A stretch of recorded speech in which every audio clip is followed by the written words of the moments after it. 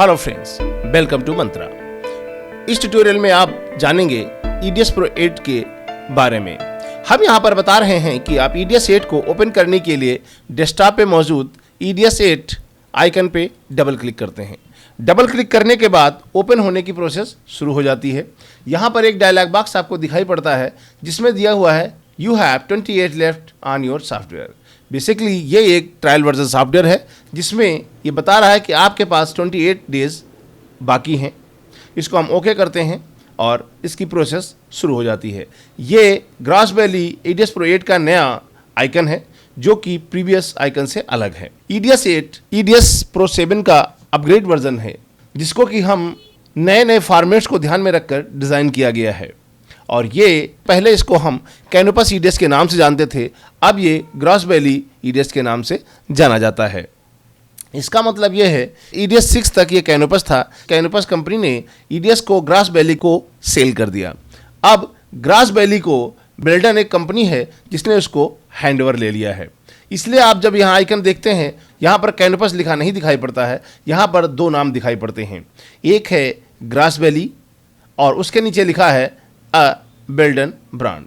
बेल्डन एक ब्रॉडकास्टिंग में प्रयोग की जाने वाली वायर मेकिंग कंपनी है और ग्रॉस वैली जैसा कि आप पहले से जानते हैं ये एक ब्रॉडकास्टिंग इक्विपमेंट हार्डवेयर और सॉफ्टवेयर डेवलप करने वाली कंपनी है। अब हम यहाँ पर देखते हैं इसका स्टार्टिंग वर्जन कैसे काम करता है।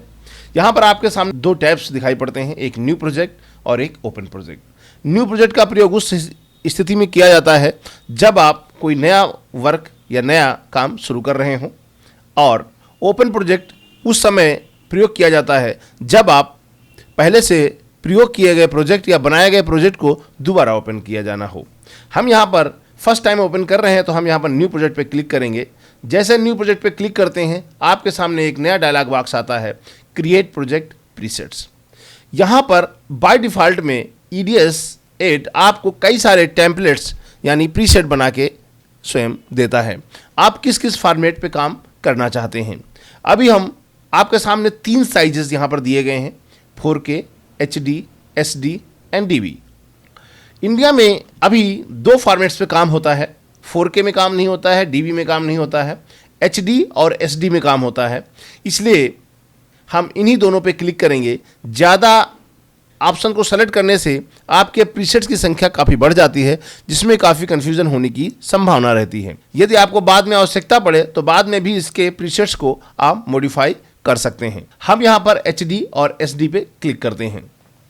इसके अतिरिक्त अब यहाँ पर एक अन्य ऑप्शन आपको सामने दिखाई पड़ता है, फ्रेम रेट का ऑप्शन। ये ऑप्शन देखें, यहाँ रेक्टेंगल से इसको बाउंड किया गया है जिससे ये पता रहे कि यहाँ पर क्या क्या फॉर्मेट है। यहाँ पर आप देखें 2-3 ऑप्शन के अतिरिक्त यहाँ पर 7 ऑप्शंस आपके सामने उपलब्ध हैं। जो यदि आप ब्रॉडकास्टिंग में काम कर रहे हैं तो आपको हम बता दें कि आपको P वाले जो ऑप्शंस हैं उनको कभी भी प्रयोग नहीं करना चाहिए। हमें केवल I वाला जो है ना ब्रॉडकास्टिंग में काम किया जाता है, इसलिए 50i का ही आप प्रयोग करें और P का प्रयोग करने की ज़रूरत नहीं होती है। P का मतलब होता है प्रोग्रेसिव वीडियो, I का मतलब होता है इंटरलेस्ट वीडियो। ब्रॉडकास्टिंग इंडस्ट्री में काम करने के लिए हमें केवल 50i का ही प्रयोग करना चाहिए और हम इंडिया में काम करते हैं तो हमें 25 पर सेकंड के स्पीड रेट से काम करना होता है। इसलिए जिनमें आपके सामने 59 या 29 दिया गया हो उनको कभी भी सेलेक्ट करने की आवश्यकता नहीं है, इसलिए हम यहाँ 50i को ही सेलेक्ट करेंगे। यदि आपके पास वीडियो 8 बिट या 10 बिट है, ये आपके वीडियो क्वालिटी को डिफाइन करता है। सामान्य तौर पर हम लोग इंडिया में 8 बिट पे ही काम करते हैं। आप चाहें तो 10 बिट को भी यूज़ कर सकते हैं, लेकिन आपको इस बारे में जानकारी होनी चाहिए कि आप 8 बिट पे काम कर रहे हैं या 10 बिट पे काम कर रहे हैं। इन फ्यूचर कभी आपको आवश्यकता हो तो आप 10 बिट को दोबारा से सेलेक्ट कर सकते हैं। फिलहाल हम यहाँ पर 8 बिट को ही सेलेक्ट करेंगे। यानी यदि इंडिया में आप सामान्य तौर पर काम कर रहे हैं तो आपके सामने इन 3 ऑप्शंस पे ही काम करना है। साइज में HD and SD, frame rate में 50i और बिट में 8 बिट। अब यहाँ पर 3 ऑप्शंस आपको नीचे और दिखाई पड़ते हैं, एक है back, at next and cancel. हम यहाँ पर नेक्स्ट ऑप्शन पे क्लिक करेंगे।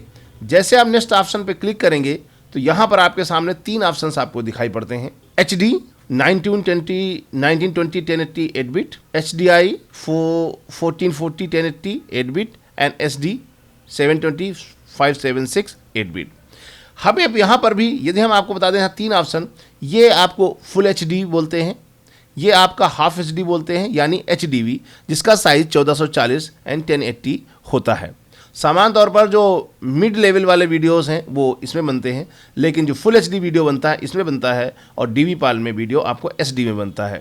इसलिए यदि आप ज़्यादा कन्फ्यूजन क्रिएट नहीं करना चाहते हैं तो आप इस ऑप्शन पे अनचेक कर दें, तो केवल आपके 2 ही टाइप के प्रीसेट मिलेंगे, इससे आपको ज़्यादा कन्फ्यूज़न नहीं होगा। अब यहाँ पर हम इसको कंप्लीट कर देते हैं। जैसे आप कंप्लीट करेंगे तो आपके सामने यहाँ पर एक नई विंडो आती है प्रोजेक्ट सेटिंग की।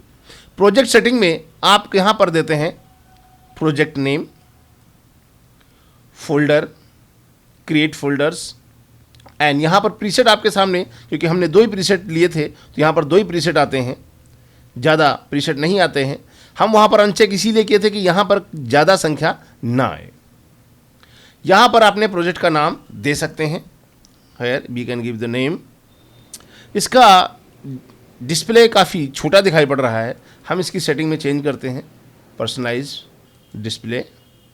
यहाँ पर ये स्मॉल दिया हुआ इसलिए इसका आइकन थोड़ा छोटा आ रहा है, हम इसको मीडियम पे क्लिक करते हैं तो जिससे इसके नाम जो है ना आइकन थोड़े से वीडियो बड़े हो जाएंगे। अप्लाई कर दीजिए।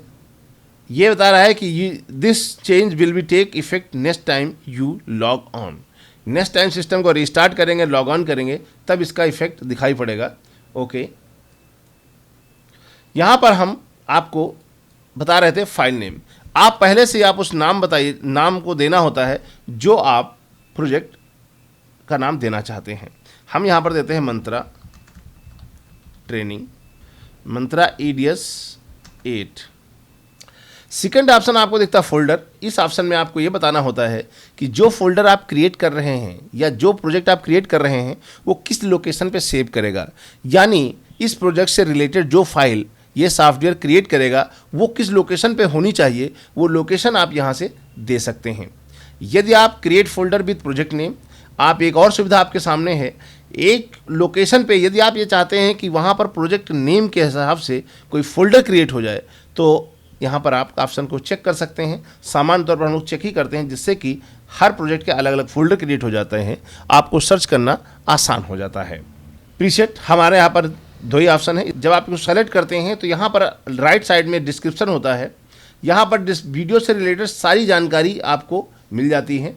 आपका वीडियो साइज़ क्या है, फ्रेम रेट क्या है, एस्पेक्ट रेशियो क्या है, अन्य ऑडियो क्वालिटीज़ में क्या क्या है, आपको यहाँ पर सारी जानकारी मिल जाती है।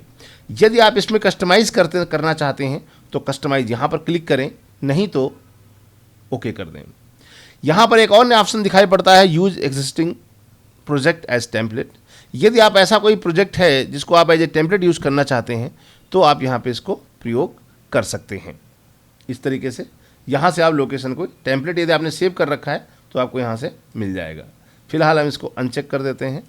ये दोनों एक साथ काम नहीं करेंगे। यदि आपने इस पर क्लिक कर दिया तो इस पर आप ये अनचेक हो जाएगा। हम इस पर क्लिक करेंगे, दोबारा कस्टमाइज़ करेंगे तो ओके करेंगे तो यहाँ पर आपको ऑडियो वीडियो सेटिंग चेंज करने की पूरी क्षमता होती है कि आप ऑडियो लेवल क्या रखना चाहते हैं, वीडियो लेवल क्या रखना, वीडियो की सेटिंग क्या रखना चाहते हैं, तो यहाँ पर सेटअप है। इसके अलावा एडवांस में जाएंगे तो यहाँ पर आपको फ्रेम साइज, एस्पेक्ट रेशियो और ऑडियो चैनल्स से रिलेटेड कई सारी जानकारीज़ को आप अपडेट कर सकते हैं। फिलहाल यहाँ पर ओके करते हैं। यहाँ पर ट्रैक साइज आप बढ़ा सकते हैं।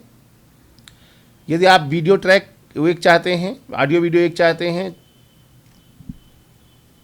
टाइटल ट्रैक एक चाहिए, एक से अधिक चाहिए तो आप यहाँ से बढ़ा सकते हैं, और ऑडियो ट्रैक कितने चाहिए तो आप यहाँ से इनका प्रयोग कर सकते हैं। ओके करते हैं तो आपके सामने इसका नया लुक ओपन हो जाता है। इसमें सामान्य तौर पर इसका इंटरफेस उसी प्रकार है जैसा कि प्रीवियस 7 में या EDS 6 में देखा है, लेकिन इसको कई तरीके से कस्टमाइज़ किया गया है, मॉडिफाई किया गया है और इसमें थोड़ा सा लुक अलग टाइप से आ रहा है। इसमें कुछ मॉडिफिकेशन ज़रूर किए गए हैं जिससे इसको प्रयोग करना और इजी बनाया गया है। Thank you for watching. हमारे YouTube चैनल को सब्सक्राइब ज़रूर कीजिए जिससे कि आपको नई नई ट्यूटोरियल से हम आपको परिचित करा पाएँ। Thank you for watching.